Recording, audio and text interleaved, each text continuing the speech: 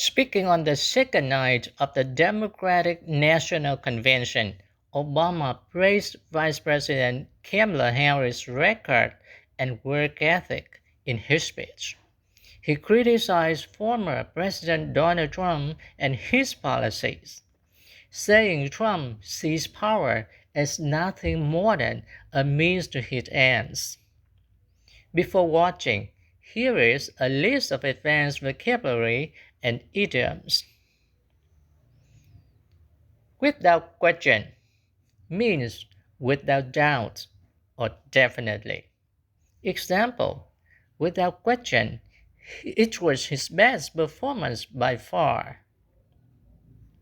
Real means to lose one's balance and stagger or lurch violently. Example, reeling a bit, he tripped and fell. The idiom, a means to an end.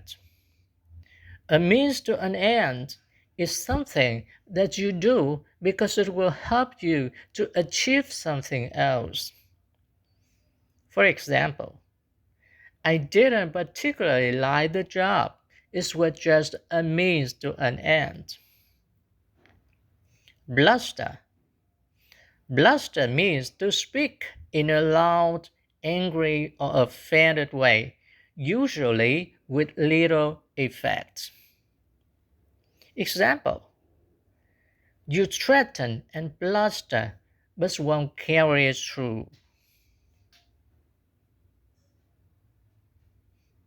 Cap.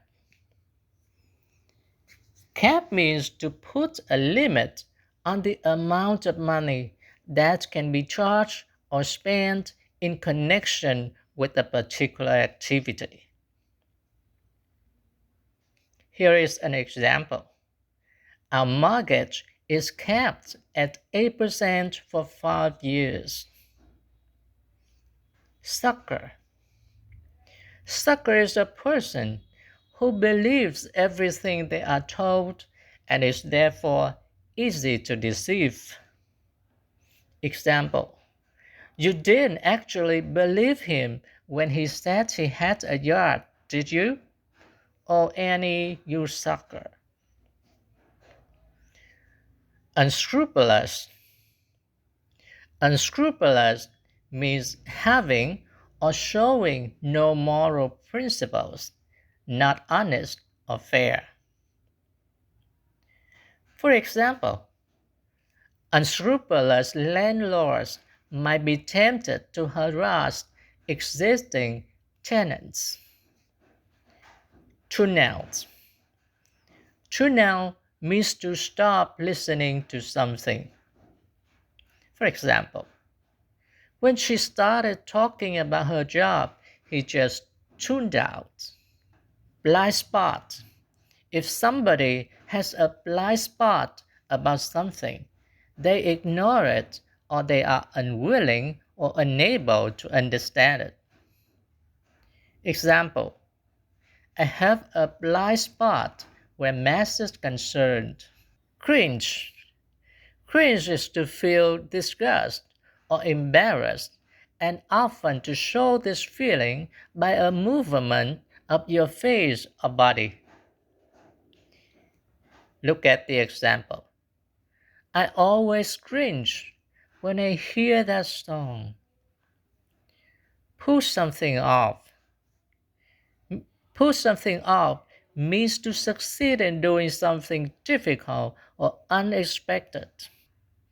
For example, the central bank has put up one of the biggest financial rescues of recent years. Now, let's watch the video.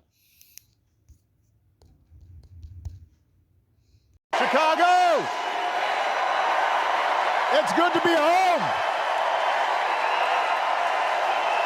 It is good to be home, and I don't know about you, but I'm feeling fired up.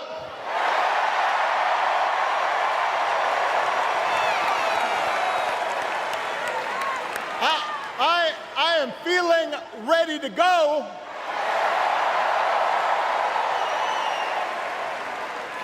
even if I am the only person stupid enough to speak after Michelle Obama.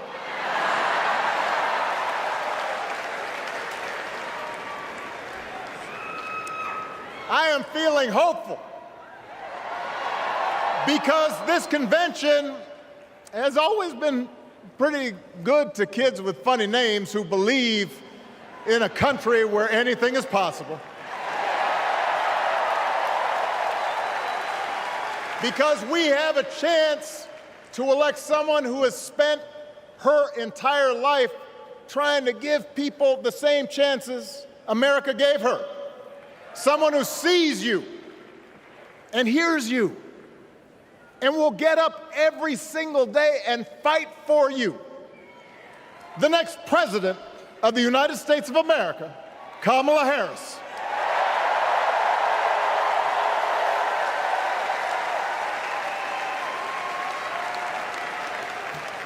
It's been 16 years since I had the honor of accepting this party's nomination for president. And I know that's hard to believe because I have not aged a bit. But it's true. And looking back, I can say without question that my first big decision as your nominee turned out to be one of my best. And that was asking Joe Biden to serve by my side as vice president.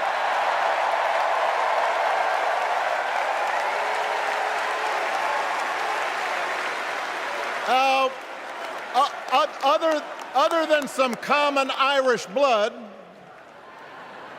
Joe and I come from different backgrounds, but we became brothers. And as we worked together for 8, sometimes pretty tough years, what I came to admire most about Joe wasn't just his smarts, his experience. It was his empathy and his decency and his hard-earned resilience, his unshakable belief that everyone in this country deserves a fair shot.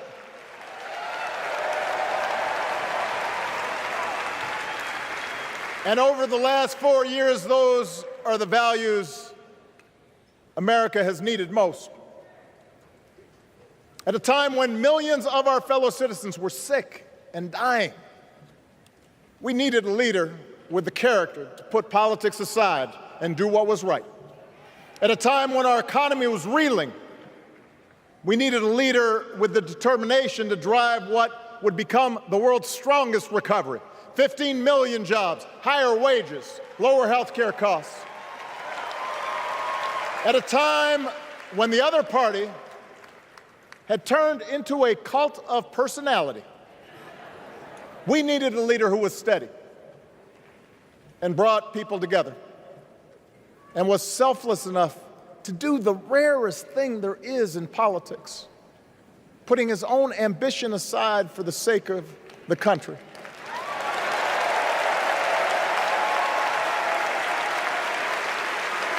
History will remember Joe Biden as an outstanding president who defended democracy at a moment of great danger. And I am proud to call him my president, but I am even prouder to call him my friend.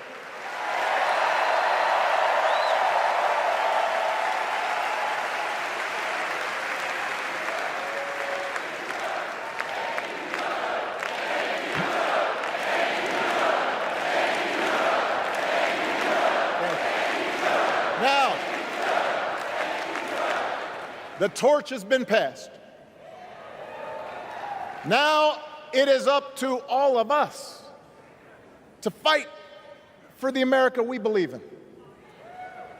And make no mistake, it will be a fight.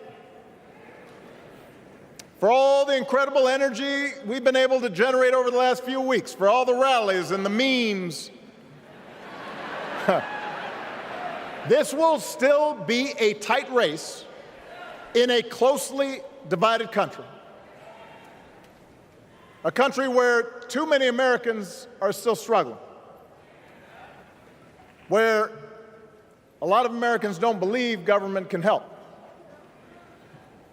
And as we gather here tonight, the people who will decide this election are asking a very simple question.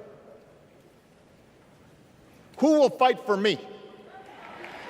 Who's thinking about my future, about my children's future, about our future together? One thing is for certain, Donald Trump is not losing sleep over that question.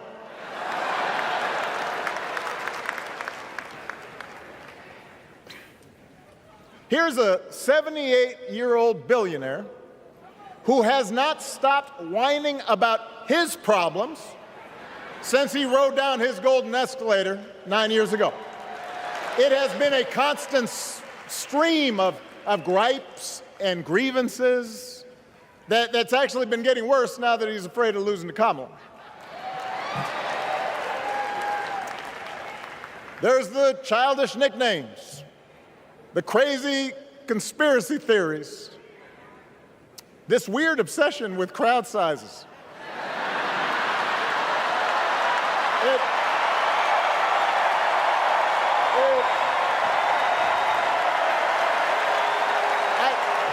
It just goes on and on and on. The other day I heard someone compare Trump to the neighbor who keeps running his leaf blower outside your window every minute of every day.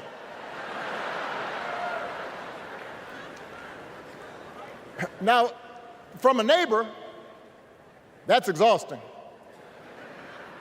From a president, it's just dangerous. The truth is, Donald Trump sees power as nothing more than it means to his ends. He wants the middle class to pay the price for another huge tax cut that would mostly help him and his rich friends. He killed a bipartisan immigration deal written in part by one of the most conservative Republicans in Congress that would have helped secure our southern border because he thought trying to actually solve the problem would hurt his campaign. He doesn't. Do not boo. Vote.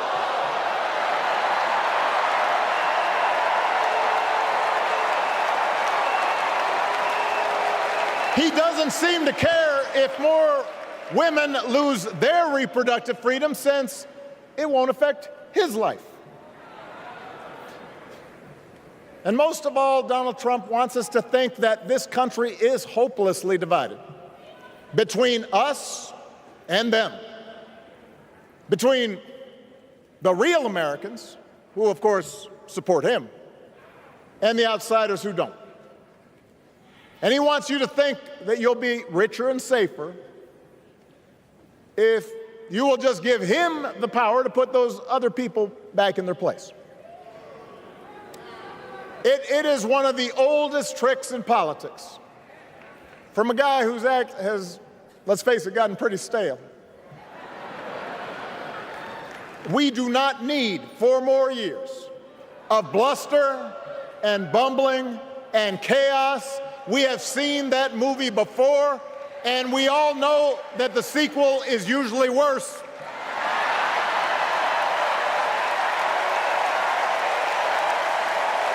America's ready for a new chapter. America's ready for a better story. We are ready for a President Kamala Harris.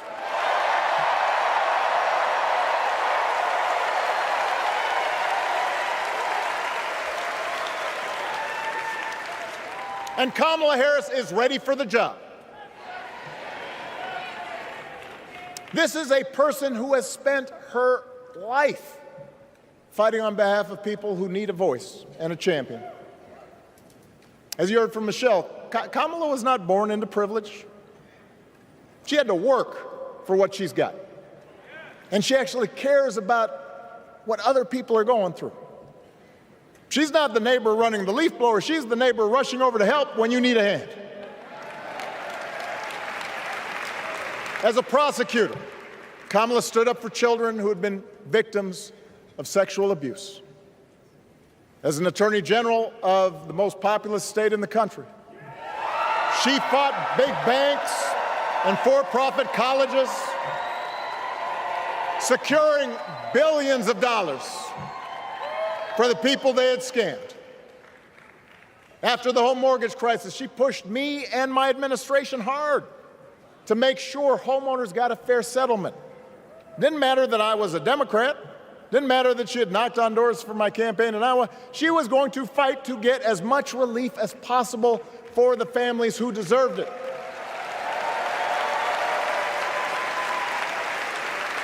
As vice president, she helped take on the drug companies to cap the cost of insulin, lower the cost of health care, give families with kids a tax cut.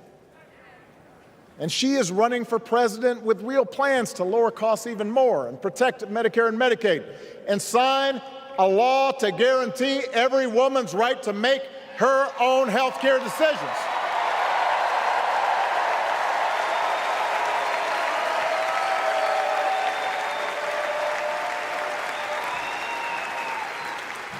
In other words, Kamala Harris won't be focused on her problems. She'll be focused on yours. As president, she won't just cater to her own supporters and punish those who refuse to kiss the ring or bend the knee. She'll work on behalf of every American. That's who Kamala is.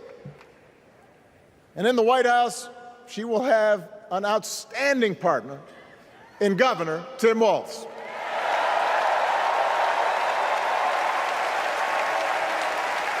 Let me tell you something. Let me tell you something. I love this guy. Tim is the kind of person who should be in politics. Born in a small town, served his country, taught kids, coached football, took care of his neighbors. He knows who he is, and he knows what's important. You can tell those flannel shirts he wears don't come from some political consultant. They come from his closet, and they have been through some stuff.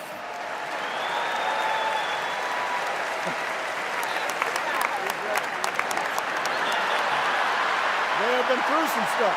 That's right.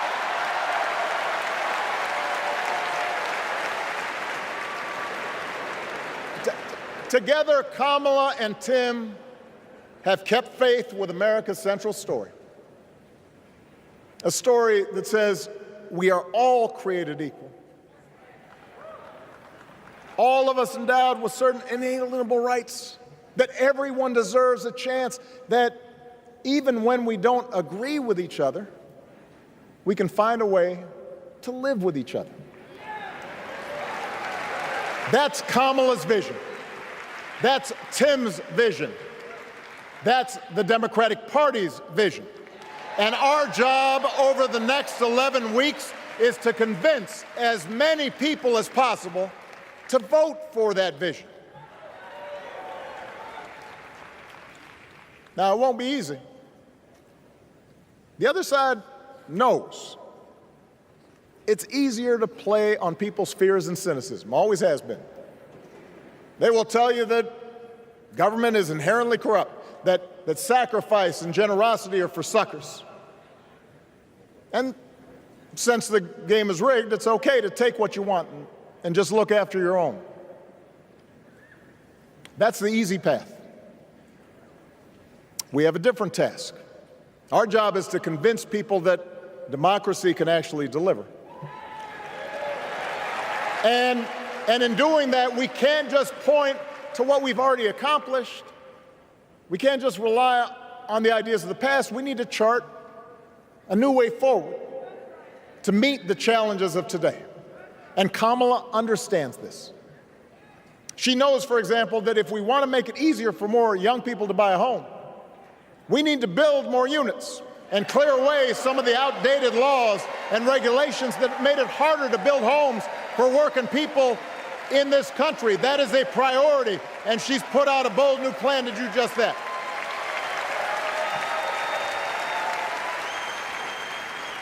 On health care, we should all be proud of the enormous progress that we've made through the Affordable Care Act,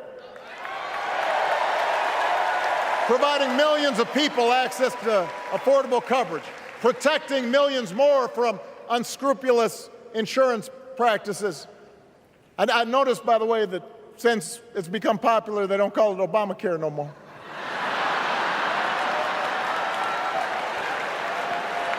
But Kamala knows we can't stop there, which is why she'll keep working to limit out-of-pocket costs. Kamala knows that if we want to help people get ahead, we need to put a college degree within reach of more Americans. But she also knows college shouldn't be the only ticket to the middle class. We need to follow the lead of governors like Tim Walz, who said, if you've got the skills and the drive, you shouldn't need a degree to work for state government. And in this new economy, we need a president who actually cares about the millions of people all across this country who wake up every single day to do the essential, often thankless work, to care for our sick, to clean our streets, to deliver our packages.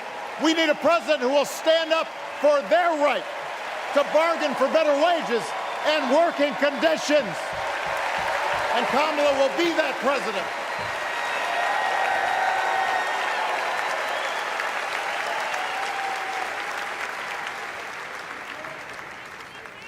Yes, she can.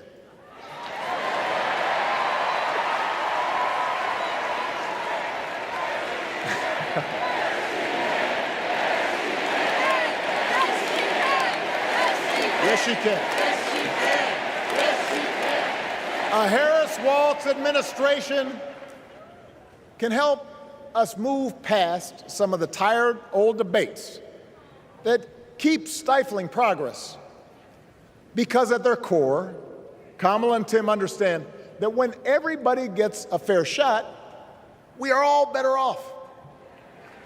They understand that when every child gets a good education, the whole economy gets stronger. When women are paid the same as men for doing the same job, all families benefit.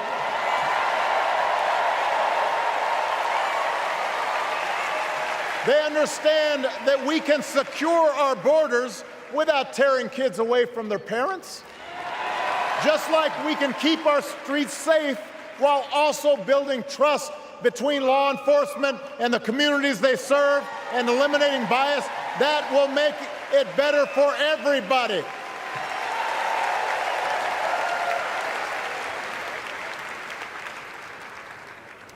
Donald Trump and his well-heeled donors, they don't see the world that way. For them, one group's gains is necessarily another group's loss. For them, freedom means that the powerful can do pretty much what they please, whether it's fire workers trying to organize a union or put poison in our rivers or avoid paying taxes like everybody else has to do. Well, we have a broader idea of freedom. We believe in the freedom to provide for your family if you're willing to work hard. The freedom to breathe clean air and drink clean water and send your kids to school without worrying if they'll come home. We believe that true freedom gives each of us the right to make decisions about our own life, how we worship, what our family looks like, how many kids we have, who we marry. And we believe that freedom requires us to recognize that other people have the freedom to make choices that are different than ours. That's okay.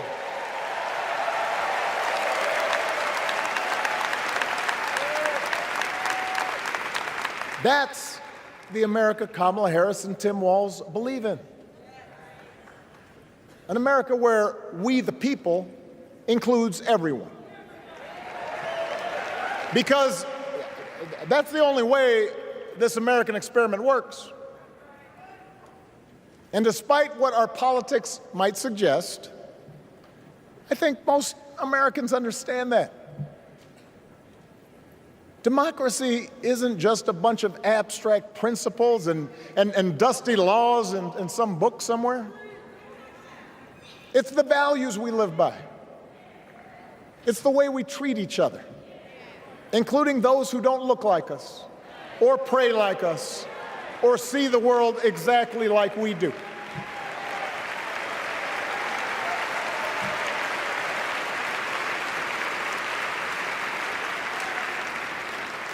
That sense of mutual respect has to be part of our message. Our politics have become so polarized these days that all of us across the political spectrum seem so quick to assume the worst in others, unless they agree with us on every single issue. We start thinking that the only way to win is to scold and shame and out-yell the other side. And after a while, regular folks just tune out, or they don't bother to vote. Now, that approach may work for the politicians who just want attention and thrive on division, but it won't work for us. To make progress on the things we care about, the things that really affect people's lives, we need to remember that we've all got our blind spots and contradictions and prejudices, and that if we want to win over those who aren't yet ready to support our candidates, we need to listen to their concerns and maybe learn something in the process. After all, if a parent or grandparent occasionally says something that makes us cringe, we don't automatically assume they're bad people. We recognize that the world is moving fast, that they need time and maybe a little encouragement to catch up. Our fellow citizens deserve the same grace we hope they'll extend to us.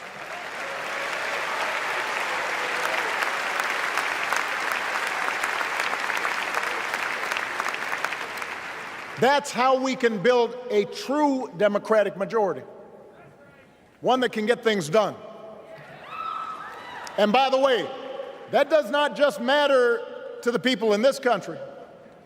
The rest of the world is watching to see if we can actually pull this off.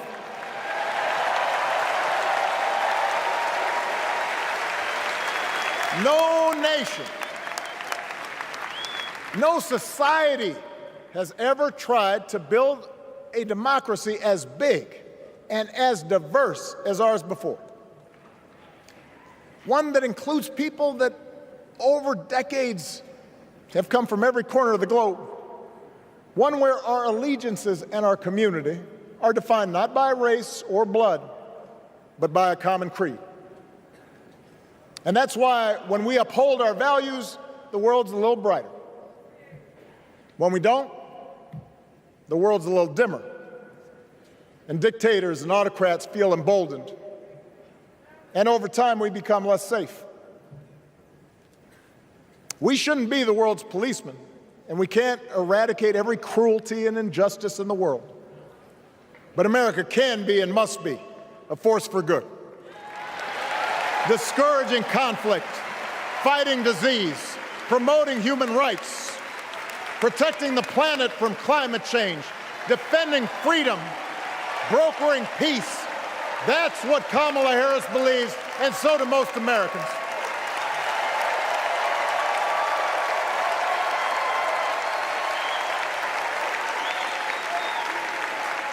Now,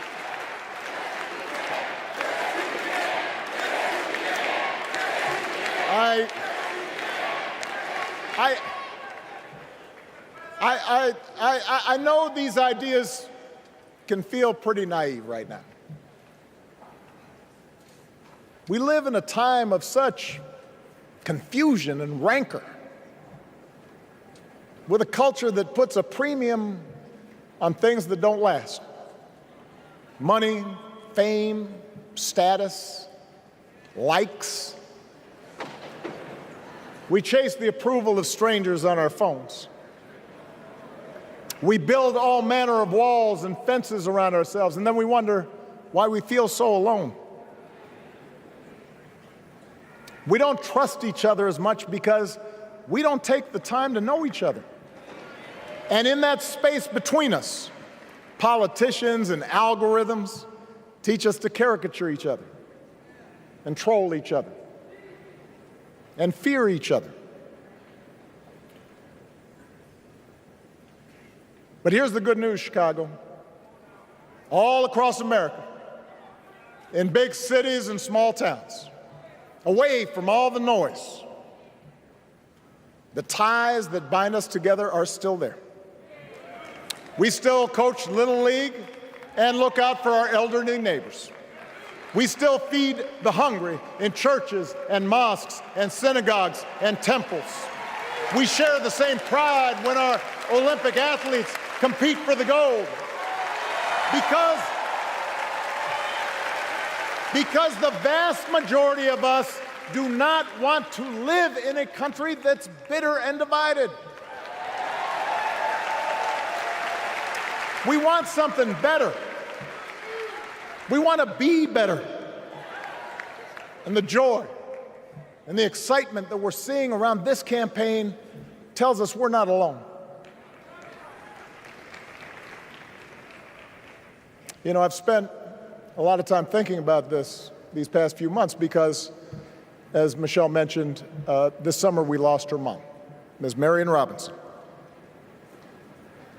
And I don't know that anybody has ever loved their mother-in-law any more than I love mine.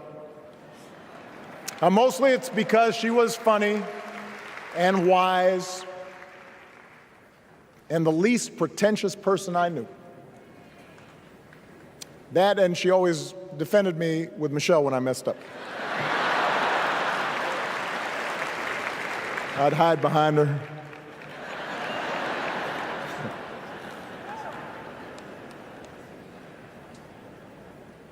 But I also think one of the reasons Mary and I became so close was she reminded me of my grandmother, the woman who helped raise me as a child.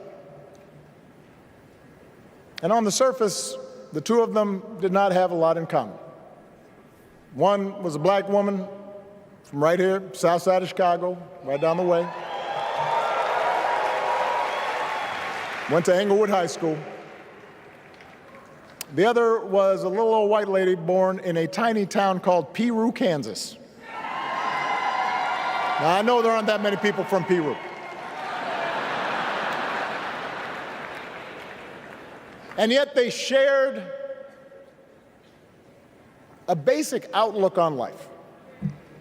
They were strong, smart, resourceful women, full of common sense, who, regardless of the barriers they encountered, and women growing up in the 40s and 50s and 60s, they encountered barriers. They still went about their business without fuss or complaint and provided an unshakable foundation of love for their children and their grandchildren. In that sense, they both represented an entire generation of working people who, through war and depression, discrimination and limited opportunity, helped build this country. A lot of them toiled every day at jobs that were often too small for them and didn't pay a lot. They willingly went without just to keep a roof over their families' heads, just to give their children something better. But they knew what was true. They knew what mattered. Things like honesty and integrity, kindness and hard work. They weren't They weren't impressed with braggarts or bullies. They didn't think putting other people down lifted you up or made you strong. They didn't spend a lot of time obsessing about what they didn't have. Instead, they appreciated what they did. They found pleasure in simple things: a card game with friends, a good meal, and laughter around the kitchen table, helping others, and most of all, seeing their children do things and go places that they would have never imagined for themselves.